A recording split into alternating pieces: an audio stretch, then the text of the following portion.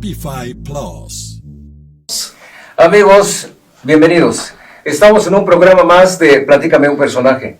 En esta ocasión, con la presencia extraordinaria de la doctora Ana María Guerrero, historiadora, doctora en Historia de México.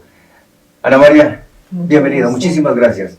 Muchas gracias por haber aceptado la invitación y sabemos que nos vas a ilustrar con este tema maravilloso de arte y cultura en el México prehispánico. Nada más, ¿eh? Adelante. ¿Cómo es que te incursionas en la historia? Hay muchos historiadores en México, sí, pero muchos menos de los que quisiéramos. La verdad es limitado el número de historiadores que hay en México y sobre todo historiadores reconocidos, con un amplio conocimiento de la historia de México. ¡Wow!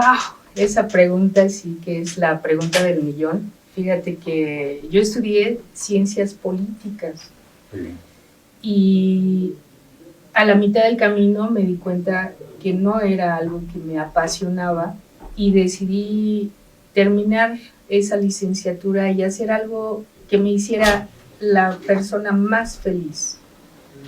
Así que fui a la UNAM y estuve buscando dónde incursionar una maestría y llegué a Filosofía y Letras y empecé a estudiar historia del siglo XX, del siglo XIX, del siglo XVIII y el XVII, y cuando llegué al XVI me di cuenta que sentía yo una gran pasión y un gran amor. Y tuve la fortuna de conocer a un gran personaje que fue el doctor don Miguel León Portilla, mi tutor.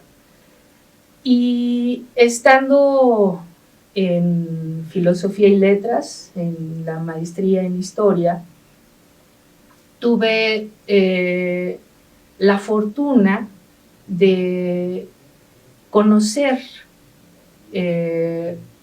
todo el ámbito de la cultura prehispánica.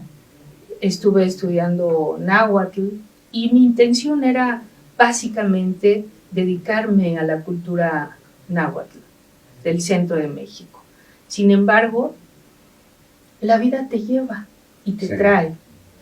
Y me llevó a trabajar a la Universidad de Quintana Roo como profesora investigadora y tuve la fortuna de conocer nada más y nada menos que a Galina Yerchova, que fue la discípula de un personaje muy importante en el desciframiento de la escritura maya, del doctor Yuri Norosov, quien fue el descifrador de la escritura y que tuvo la oportunidad de venir a México justo por el apoyo del doctor don Miguel León Portilla hasta los años 90. Él inicia el proceso de desciframiento de la escritura en los años 50, pero por este conflicto de la Guerra Fría no salía de su país y es hasta los años 90 que llega a México y que Galina empieza a dar un taller en la Universidad de Quintana Roo, así que estuve trabajando con ella durante 6 meses, extraordinarios, porque además nuestros alumnos fueron gente de la comunidad, hablantes en maya, y entonces para nosotros era extraordinario porque ellos ya llevaban un avance enorme por el dominio de la lengua maya. Y es así como junto la cultura del centro de México con la cultura maya y me voy especializando pues principalmente en la escritura maya. Sin duda, toda la cultura mesoamericana es un mar de conocimiento, de sabiduría, de amor por el arte, por el buen vivir, en el sentido del buen vivir, del respeto a uno mismo y del respeto a los demás. Pues extraordinaria historia. ¿Qué pasó con las ciencias políticas? Se quedaron guardadas. No has incursionado totalmente en eso, pues. Fíjate que la vida, te digo, te lleva pues por diferentes caminos, ¿no? Yo recuerdo cuando estudiaba yo ciencias políticas que en una charla de amigos conversé y dije, ay, voy a terminar haciendo mi tesis sobre los políticos mayas, ¿no? ¿Y qué crees? Que mi tesis de doctorado fue exactamente sobre el tema de los políticos, de los gobernantes de una ciudad maya que se llama Tikal. La historia del mundo, pero en específico la historia de México y del México prehispánico específicamente, ¿no puede ser un tema político? Con esa respuesta regresamos en unos momentos. Estamos hablando con la doctora Ana María Guerrero, historiadora extraordinaria. Volvemos después de una pausa. Wi-Fi Plus.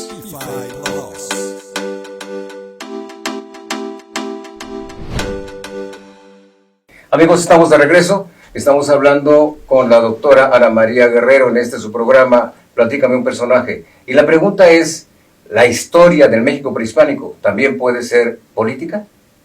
Doctora. Pues por supuesto, ¿no? Sobre todo en el punto del centro de México. El poder del centro de México se refleja en todos los estados de la República, ¿no? Por ejemplo, vamos a Chihuahua y encontramos la avenida Cuauhtémoc, en Mérida, en Guadalajara, y tenemos esta influencia, sobre todo del centro de México, en muchos de los monumentos de las diferentes ciudades del país, ¿no?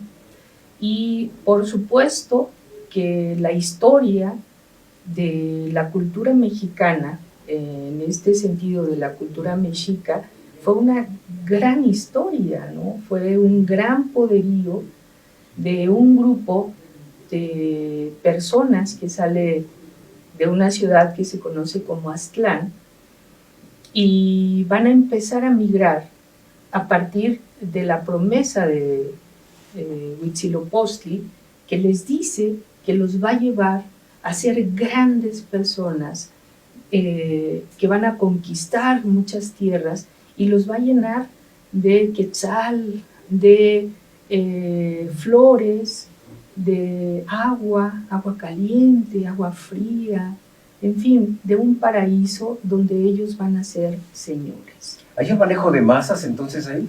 Claro. ¿En ese discurso? En este discurso hay un manejo de masas, un proselitismo, ¿no? Deificado, con un gran peso simbólico que pervive, ¿no? Incluso hasta la fecha. Entonces no lo podríamos desligar del todo.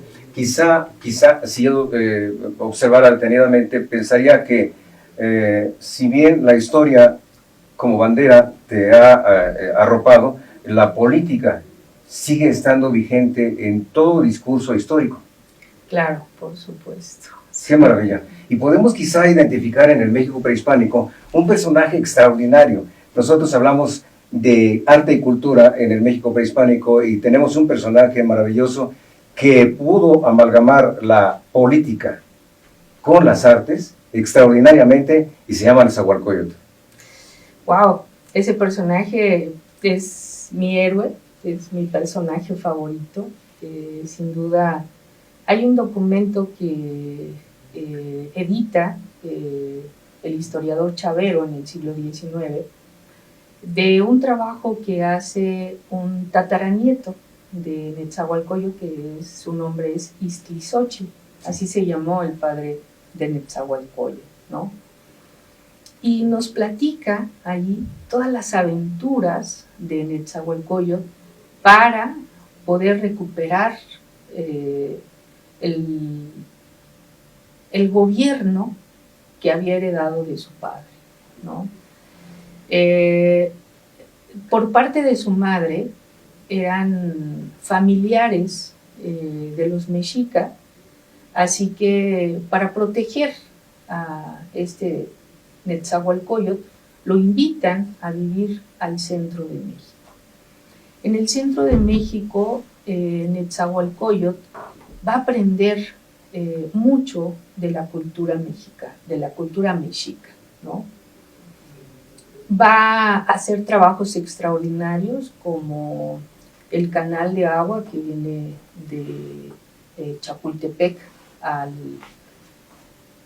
centro, a la ciudad de lo que hoy es el Zócalo, ¿no? La gran ciudad mexica, y va a tener un desarrollo extraordinario en el proceso ya de su gobierno en Texcoco, dentro de las artes, la escultura, de la religión misma. Sí. Va a tener un gran respeto, por ejemplo, de los animales, de tal forma que va a ser un lugar especial, digamos, zoológico, ¿no? Donde se van a cultivar aves, en fin, diversidad de especies, pero siempre con una gran pasión, que es algo que se conoce como el huehuetlatoli. Ah, qué maravilla. Muchos personajes de la etapa prehispánica, guerreros, gobernantes, son dignos de mención, están mencionados en los libros de historia y en las tradiciones orales, pero de pronto da la impresión de que Nezahualcóyotl es un parteaguas en la historia cultural del México prehispánico. Y con esa respuesta, si la tienes, regresamos en un momento. Estamos hablando con la doctora Ana María Guerrero. P5 Plus. Estamos de regreso, amigos.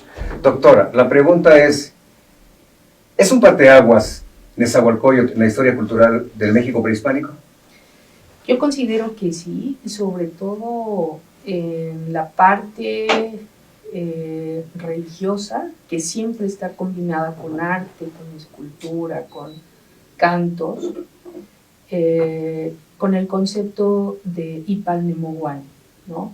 ¿Qué significa? Es la deidad más importante en el mundo religioso. Había una diversidad de deidades que formaban parte del panteón prehispánico, pero Ipalnemohuani, ¿no? Es el único, ¿no?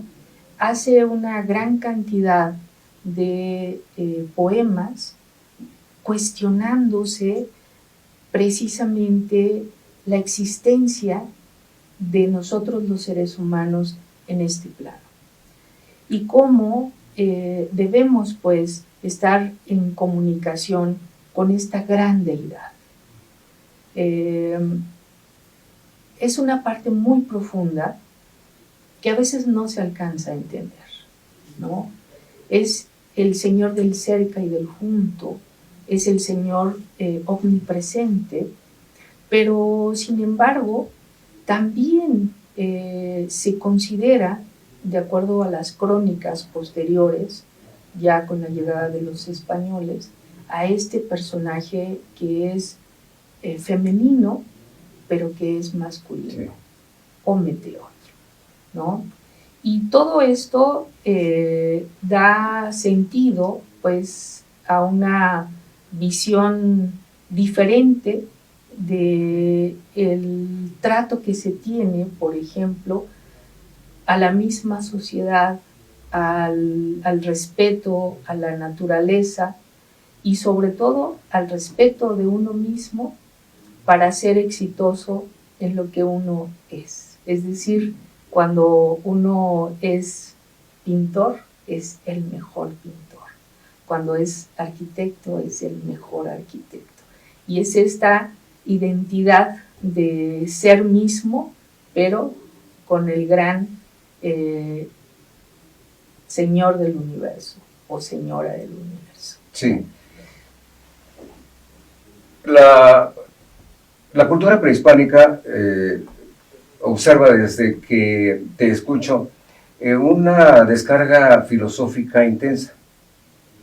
Pero regresando pues a Nezahualcóyotl, entonces estadista, gobernante, poeta, artista y filósofo. y filósofo. Por ejemplo, Mira, en los años 50, el doctor don Miguel León Portilla, que fue filósofo en su licenciatura y luego estudió artes clásicas en su maestría, y él, en este bagaje de filosofía y de clásicos, que conoce a Cicerón, a Platón, a Aristóteles, a todos los grandes, pues tiene un conocimiento muy amplio de la filosofía. Y de repente, en esta búsqueda para hacer su tesis de maestría, conoce al trabajo de un especialista que se llama el padre Garibay, que habla sobre filosofía, y entonces él se inclina a conocer el trabajo que se había hecho en esta cultura.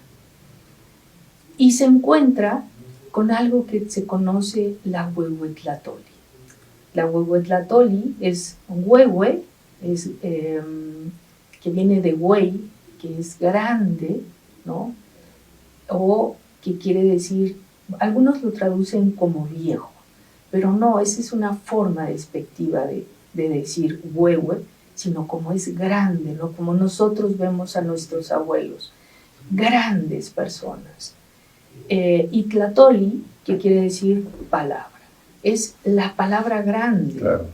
Pero es la palabra de nuestros abuelos. De los viejos, pero viejo en el sentido de sabio. Exacto. Correcto. Y encuentra don Miguel León Portilla, pues, diversos documentos del siglo XVI que están en la lengua náhuatl principalmente, y en él encuentra todos estos valores de la vida cotidiana que se tenían para vivir, ¿no? No solamente, por ejemplo, Bernardino de Sahagún, Diego de Landa, que platican tantas historias de cómo se vivía en el pasado. Por decirte algo, ¿no? Una pareja que iba a tener a su bebé, ¿no? Que ya se había casado, y entonces se reúnen en la familia, así como estamos nosotros, y entonces somos los abuelos, y hablamos con nuestros hijos y les decimos cuánto amor nos hace saber que van a tener a un nuevo integrante de la familia. Y la madre le dice al hijo que ya está en su vientre, le dice, si, por ejemplo, piedra preciosa, pluma de quetzal, cuánto espero verte en este plano. Es difícil vivir aquí, pero sé que lo lograrás. Te estamos esperando con tanto amor. Esto es filosofía, ¿no? Y es poesía. Y es poesía, y es arte, y es cultura. Por supuesto. Ana María, un alimento extraordinario platicar contigo. Muchas gracias por haber venido. Yo creo que tenemos que tomar en consideración el arte y la cultura en la colonia, en la independencia, en la revolución, en la reforma, porque estamos llenos, México, de arte y cultura. De verdad no sabes cuánto te lo agradezco. Amigos, los esperamos en la próxima emisión de Platícame un personaje, donde seguramente el próximo invitado será usted, porque en esta vida todos, absolutamente todos, somos un personaje. Soy Bernabé Guanjó y les mando un abrazo.